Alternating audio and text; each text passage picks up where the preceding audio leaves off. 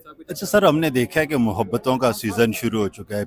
Pakistan peoples party ने तहरीक इंसाफ के साथ मोहब्बत की पींगें बढ़ाना शुरू कर दी हैं। आखिर तहरीक इंसाफ की ज़रूरत क्यों पेश आ गई?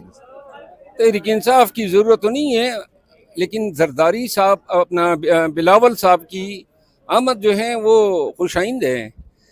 हमें पाकिस्तानियों को जो है अच्छे दिन देखे हुए काफ़ी अरसा हो गया है। हमारे कौमी लीडर जो हैं इनके माबेन आमद और रफ्त सलाम दुआ ये बड़े रेयर हैं हालिया माजी में, तो लिहाजा ये मज़ीद जो हैं इसमें सरगर्मी होनी चाहिए। ये ऐवान जब से बना है आज तक कोई न इकट्ठे कोई तमाम पे इकट्ठे हुए हैं, न कभी किसी ने खाना किया, न कोई ग्रुप फोटो हुआ है, और ना मेरे ख्याल में इतनी गर्मजोशी से सलाम दुआ होती है।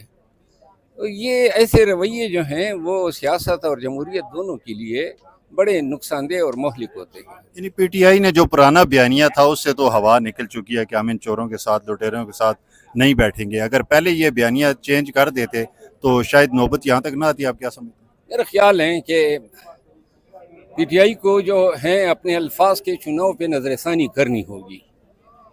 किसी भी पार्टी को या क़यादत को चोर और डाकू और ये कहना, मेरा ख्याल है कि कहने से कोई डाकू नहीं बन जाता है। और ये सियासी नारे आवाम का खून गरमाने के लिए भी इस्तेमाल नहीं होने चाहिए। किसी को अगर आपने गिराना है तो सबूत के साथ गिराओ, दलील और मंतिक से हराओ। गालम गलोच और बिलो द बेल्ट गुफ्तगू से आप मुखालिफ को नहीं गिराते हैं, अपना कद गठाते हैं। पीटीआई के लिए मुफीद कैंप कौन सा है, हुकूमत का इस वक्त या पीपल्स पार्टी वाला?